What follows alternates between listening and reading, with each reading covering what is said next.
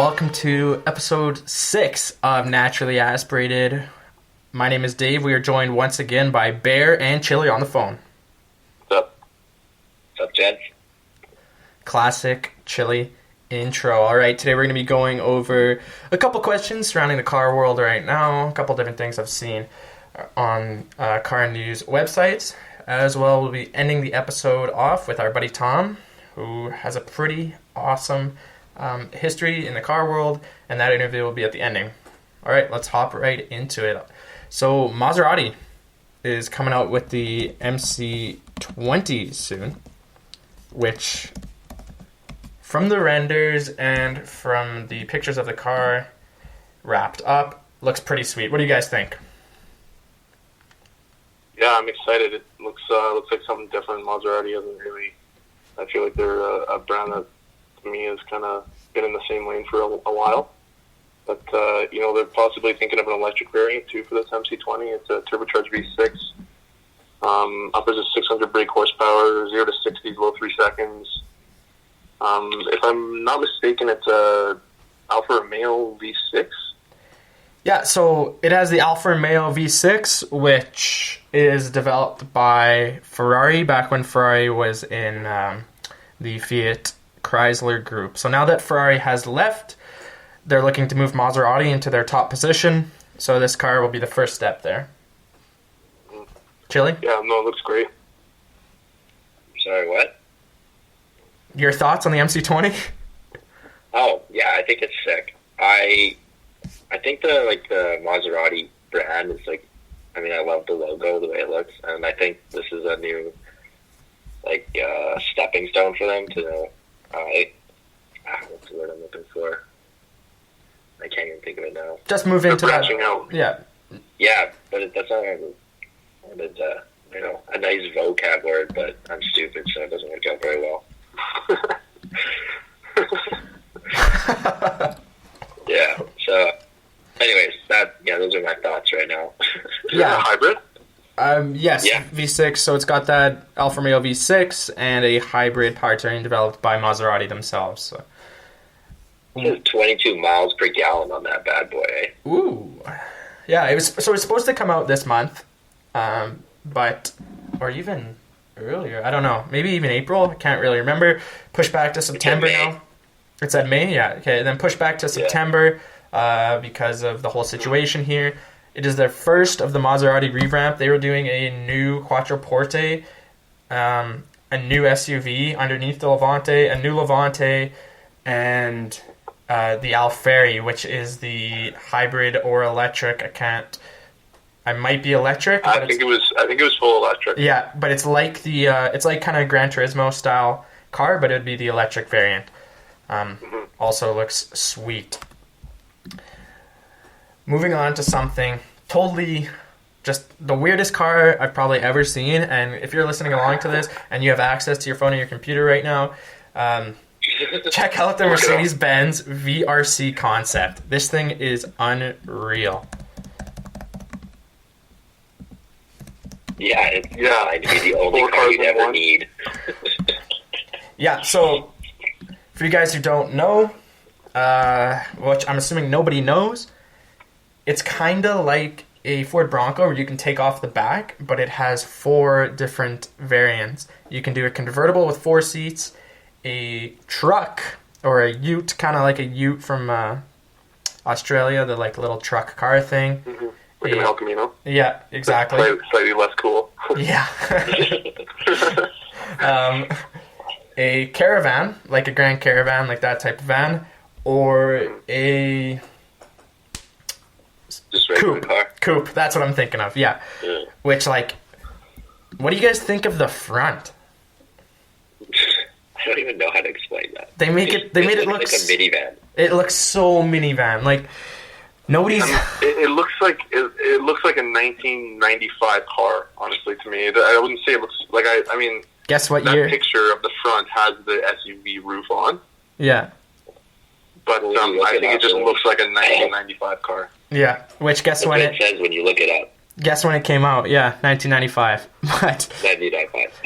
Yeah, exactly. But exactly, it has that 90s van look that with any of the other rear ends on it, whether it be the tailgate or whatever, it just looks weird because it's a van. Yeah.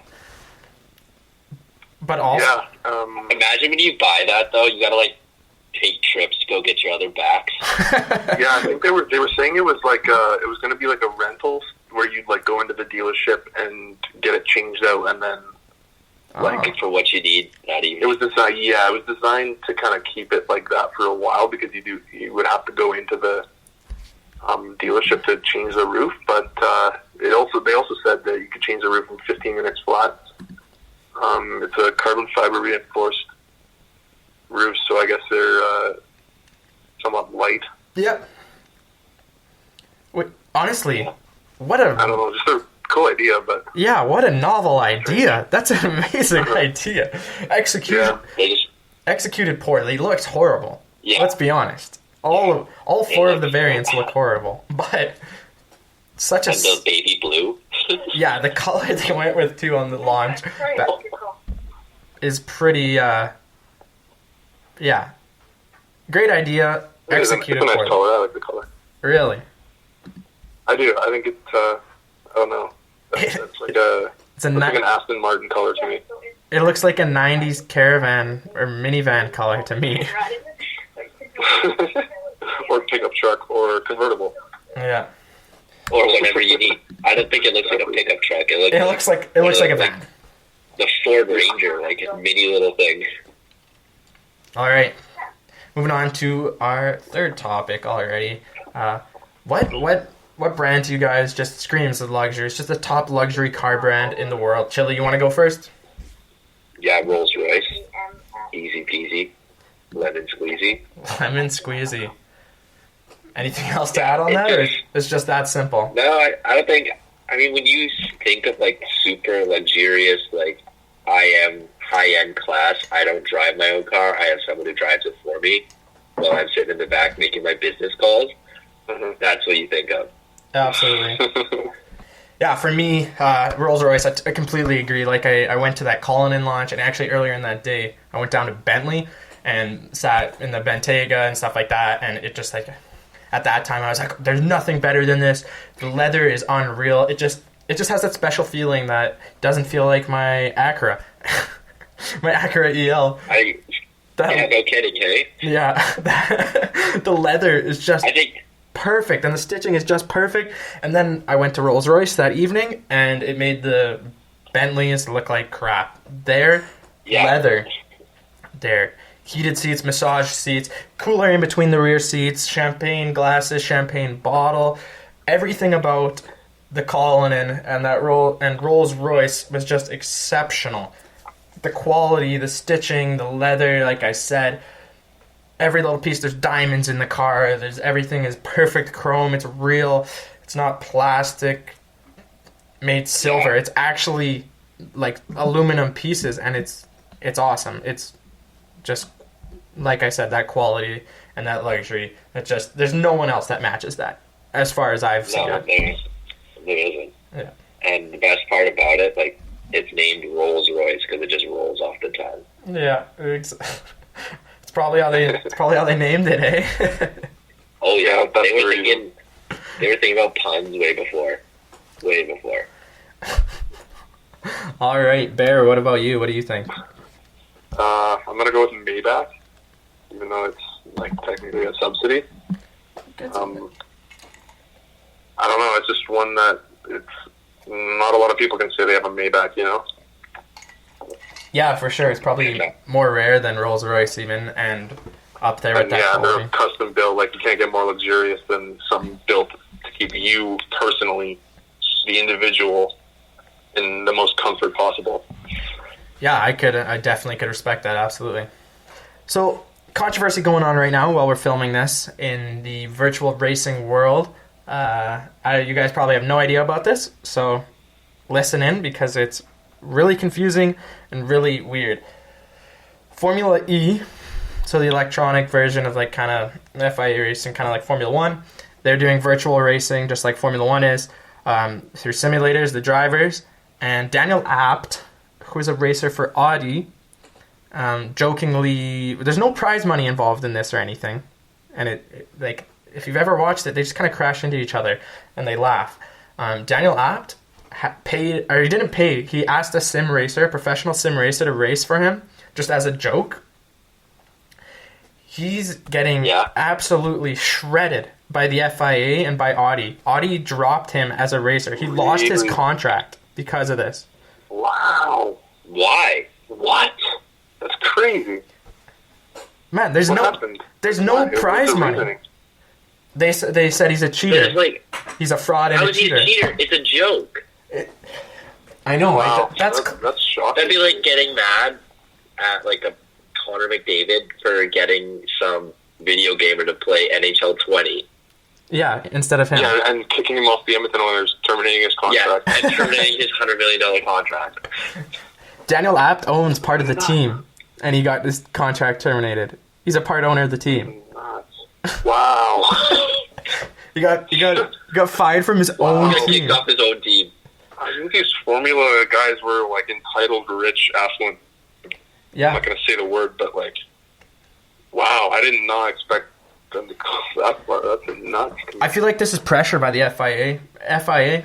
I watch a lot of Formula 1. The FIA is so dumb that this doesn't surprise me. I'm sure they had their hand in this. Yeah. They're, like you said, so entitled and stuff. Like, we're talking about them. They might demonetize this video on YouTube because they literally go after everything. If you use any Formula 1 footage, even if it's your own, they will go after you and get your YouTube channel shut down. They are such pricks about everything. This doesn't surprise me at all. Language. That's actually what I was going to say too. I said actually. Pricks? Hey, Dave. No, yeah, So like, last time you told me you spent 20 minutes editing out my swears last time.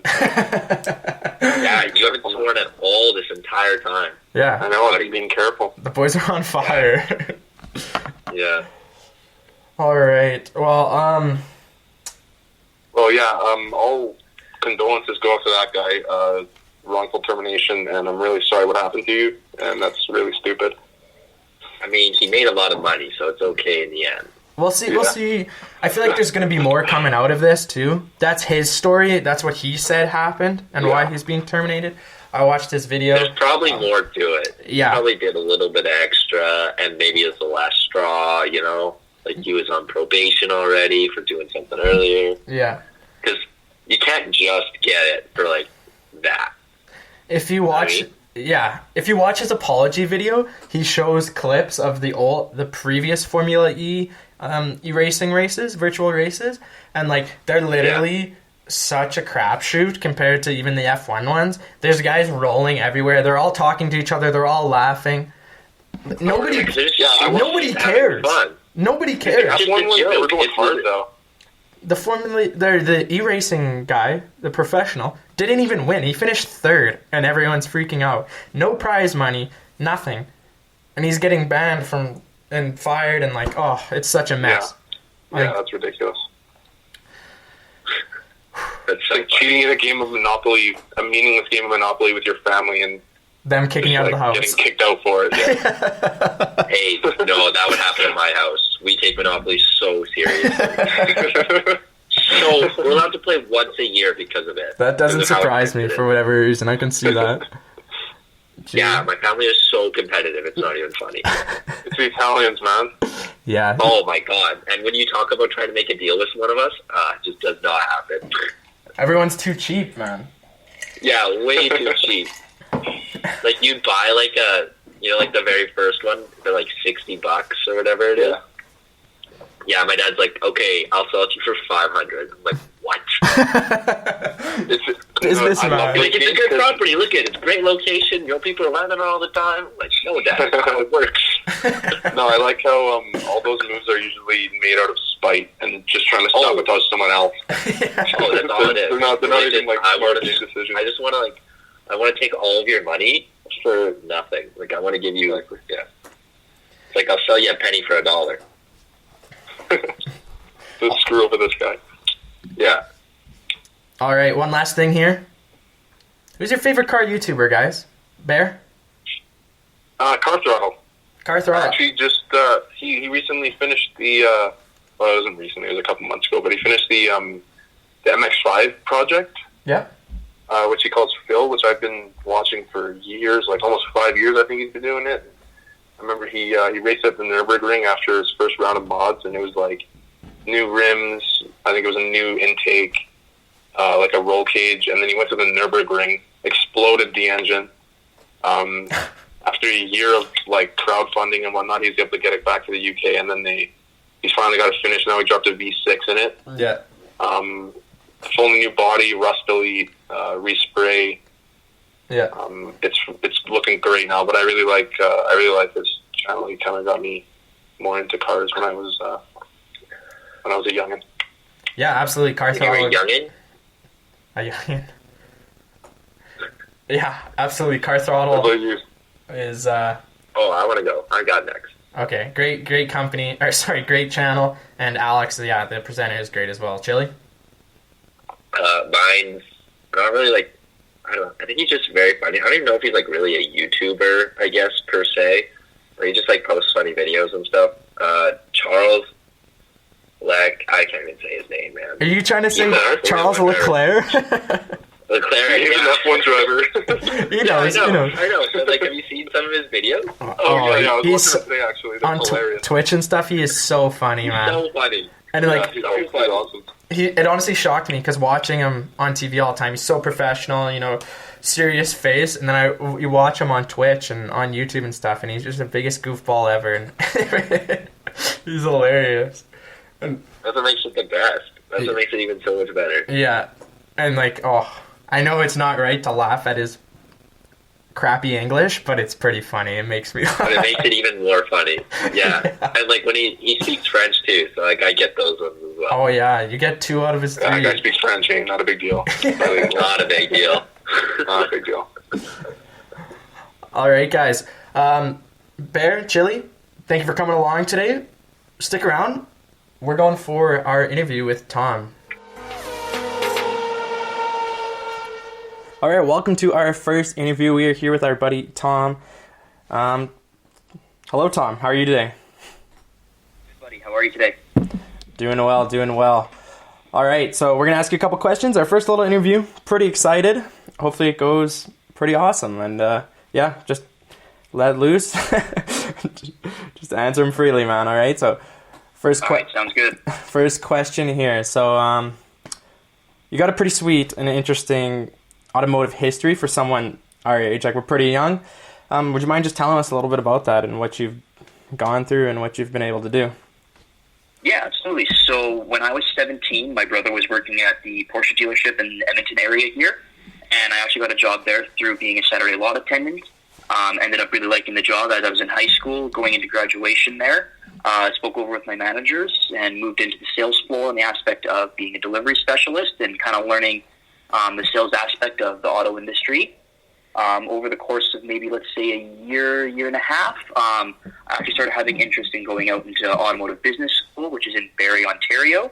My managers, the VP for the luxury platform of Go Auto, and my brother as well, they also all went there.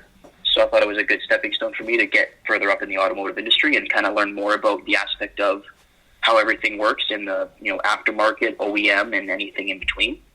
So I was doing that, and currently I'm on my last semester of that right now, which is online due to what's going on with the pandemic. So I'll be finishing in August, about mid-August, I'd say. I think I'm done, and then, off to the business world. That's sweet. That's pretty awesome. Definitely awesome area to go into, and hopefully it works out and pays off for you. Yeah, absolutely. So Looking forward to it. We met back when you were working at Porsche there. Did you get any really sick opportunities? Like, I know you got some pictures on Instagram of being at the track days and stuff. Yeah, just let us know about some awesome opportunities you had through when you were working at Porsche. Yeah, I think this might be kind of a cop-out to some people, but I think honestly the best experiences I got out of it was just the meet and greets I got to have with some people that are in the Edmonton area. Obviously the car community aspect of it as well, seeing some crazy cool cars, Carrera GTs, 918s. There's a couple GT2 RSs in the city here and, 3 RSs as I'm sure of.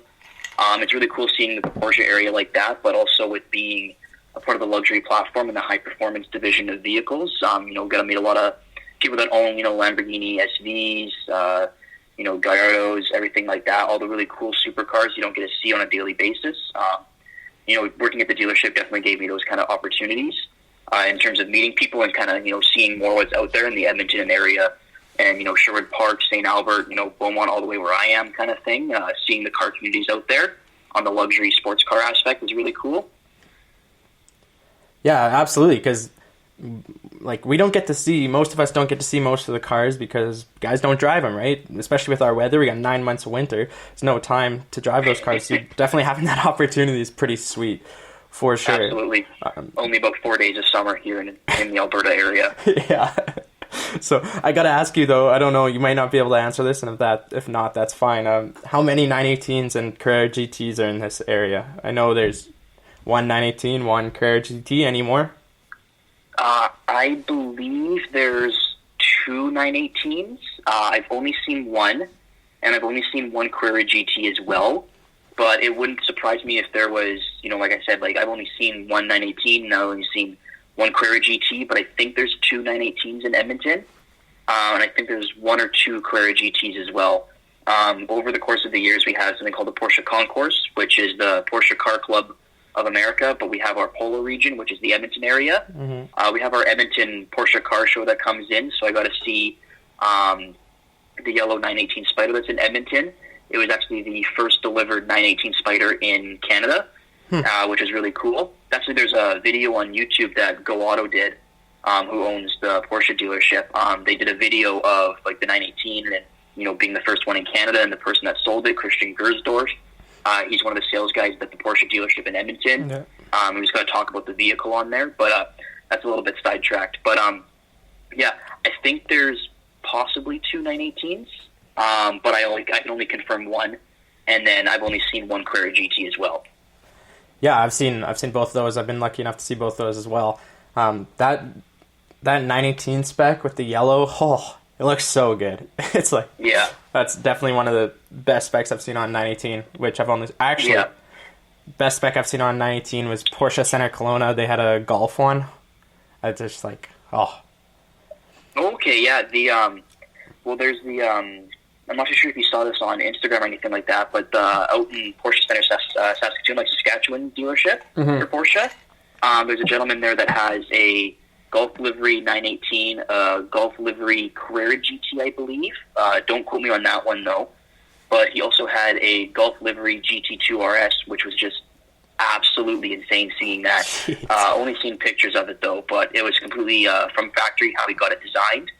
But it was insane the way he designed it.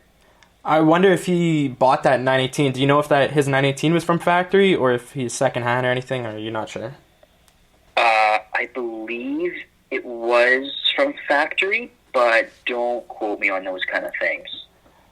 Yeah. It's kind of more so me just thinking off the top of my head, really, for that. All good, for sure, yeah. I know that 918 was listed because of the Golf livery. It was on sale for $3 million, which just that extra paint job gives it a little bit extra oomph on that price.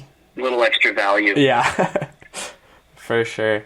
All right, so I'm also a huge Porsche fan. I'm probably not, I don't know as much about them as you do, as Ferrari is kind of my expertise area, but Ferrari's your specifics. Oh, that's my brand, man, from a young age. But I started Formula One first, and we'll get into that in a sec because I know you watch a little Formula One you're into as well. But first off, what Porsche stands out above the rest to you? Do you got a favorite one, a new one, an old one? What do you think there? Oh man, we'll kind of do a little bit of both here. For old, I'd have to say probably the RS 2.7. Yeah.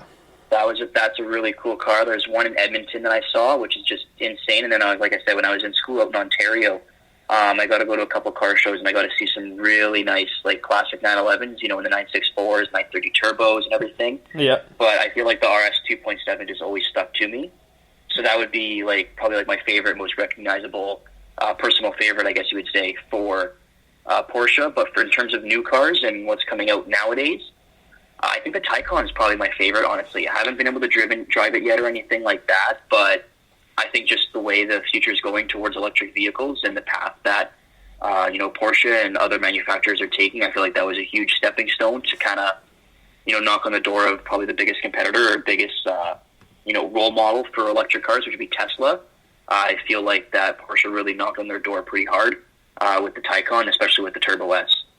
Yeah, absolutely. Taycan is underrated for sure, I think. As soon as they start pushing them a little more availability here, they're going to be everywhere, and they're going to definitely bring it to Tesla, absolutely. And that RS 2.7 looks sweet. I know exactly which one you mean. Gorgeous car. Just that perfect 911 shape with a little more extra, a little extra to it that just makes it look exceptional. Yeah. I think it's the factory dovetail that does it for me. Yeah. That's just to have it on there. But, with classic 911, even nowadays, too, with how they kept the same shape and design of every vehicle, but just having, like, that classic, 6, 7, 8-year-old drawing a car and on his, on a notebook or anything like that, like he draws the silhouette. Just like me, unintentionally, you draw, a Porsche 911 silhouette. It's the perfect shape of what a car should look like. Yeah, absolutely. Now, we talked about F1 there. We just mentioned it earlier.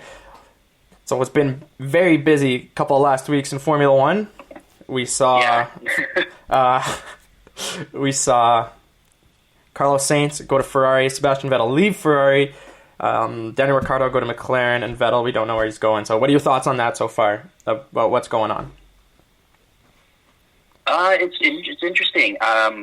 I'm not too sure where I see Vettel going, honestly, to kind of bounce back to that. I'm not sure if there's any information out in the past couple hours or past couple days revealing, where he might be going or what his thoughts are. I just feel like with the records that he's had and being with Ferrari, obviously, I could definitely see him being on the top 3 podiums. Mercedes, Red Bull, Aston Martin, Ferrari, but obviously not with Ferrari anymore. So I could definitely see him moving into some of those areas there. I don't really see him going down into the, midsection of the lower divisions of, not lower division, but just in the aspect of how Ferrari standings are, being the Power 3. Mm-hmm. I could see him trying to stick with those. I was surprised to see Sainz move into Ferrari, actually. I was expecting Ricciardo to do that. So that one actually did catch me off guard. I know some friends of mine, too, they also caught off guard with that. They thought it was going to be Ricciardo moving up. But, looking it over and kind of seeing how the teams are right now with Norris next to Ricciardo, and then Sainz and Leclerc together, I think those are really good teams that are definitely going to be a good matchup for, to be hold against, Aston Martin, Red Bull, and Mercedes as well. Yeah, like I said, big Ferrari guy, deep in Ferrari news and stuff. Complete opposite for me. I had no doubt in my mind that Carlos Sainz was going to be the next Ferrari driver. I've thought this for about 3 years. I even thought possibly they'd wait on Leclerc and put Sainz in over Raikkonen, but I was just a year or two off, so close. Yeah. But he just fits that Ferrari. Still happened in your favor. Yeah, he just fits that Ferrari mold to me. He's a calm guy. He's not going to create fireworks. He is a very fast driver. I believe he's underrated, and Italian's a second language or something, so that helps too, of course. Yeah. Ricciardo, though, personality-wise, I think he just clashes with the Ferrari culture, and that's why they decided to go in a different direction. Also, he's a little bit older. I think he's like 5 years older than Sainz. Ferrari's got a young team here that they can build up into this next group of Formula regulations and take it to the top team here, Mercedes. Absolutely. With you saying that too, kind of, comparing personality to personality here, I definitely find Ricciardo to be a bit more, spoken, I guess would be the best way of putting it. He definitely uses a lot more words than a lot of other characters in Formula One. But I think it's his personality that just kind of, makes him the driver that he is. But, kind of equaling out with you, I do see, going on personality versus personality. Ricciardo wouldn't be the best choice probably for Ferrari. I find they're a bit more, tame, a bit more calm with how they operate things. Yeah. Love Ricciardo. He's very quick. He's next to Sainz. I don't know who's quicker. I'd have to see. I think they're both extremely quick and both could have deserved that job. I wouldn't have disagreed with either of them. But yeah, just that the culture in Ferrari is very I don't know. It's just different than Ricciardo for whatever reason. And I don't think him as a person fits that mold exactly as well as Carlos Sainz does. Yeah, for sure. No, I hear you on that, actually. So that hole at Renault now, what do you think of that? Like, people are saying Fernando Alonso. Do you think that's a good idea? You know, I've heard about that too these past couple days, thinking about, Alonso coming back in. With that, I think it would be a good matchup to have and thrown in there and see what he can do still. Obviously, he's a very well-known and he's a very well-known racer and has a huge record to back him up on that. He is a bit older though compared to a lot of the other racers that are out here. Which some people might play a factor in it. I kind of jumped into liking Formula One a bit after his retirement or his leave from Renault and everything like that. But I'd love to see, having a racer come back, especially as, historically known as he is, to see what he can do in the Formula One against some of these young guys. Now, one thing I've noticed over Alonso's career, I've watched most of it in my lifetime, if the car is not where he wants it to be, he can ruin a team. So Renault definitely has to look at the positives and the negatives here, because he's super fast, he's super good. If they can give him a car that he can drive and deliver with every race, he'll be the perfect guy. If their car is not reliable and a pain to drive, he will shred the engineers every race. He'll verbally, he won't hold back, he will shred them, which can ruin a team. Yeah, absolutely. So, that'll be interesting to see. I think Cyril there at Renault, the team principal, I don't know how he still has a job, I'll be honest. But we'll see how long that lasts, because he just, I don't know. No, absolutely. I hear you with that. Personality definitely plays a role with, all teams and everything like that. Bouncing back to, McLaren versus Ferrari, I guess you could say. The personalities there a bit more tame. McLaren can be a bit more vocal, maybe a bit more to Ricciardo's attitude, I guess you could say. Yeah. But with Alonso, it's a bit more of a, just do what he says, and sometimes that can be a bit more difficult to work with. Yeah, absolutely. All right, Tom, thanks for coming on today. That was awesome. Yeah, absolutely. Anything else to say? I'm good, man. This is awesome. I love listening to your podcast, and it's nice to be on here, and I hope to do it more in the future. Yeah, thank you very much. Yeah, we'll definitely get you on more in the future. Awesome, buddy. Thank you. All right, thank you once again to Tom for coming along. I hope you enjoyed this episode, everyone listening along. Chili Bear, any last things to say? Peace and love, drink water. Oh, that's what I was going to say. Word for word, verbatim. Stay safe out there. Don't go stir crazy. And, enjoy your life. Yeah, words of wisdom right there from those two. Thank you again. Please subscribe. Give us a rate if you are on a platform that you can rate us on. See you next time.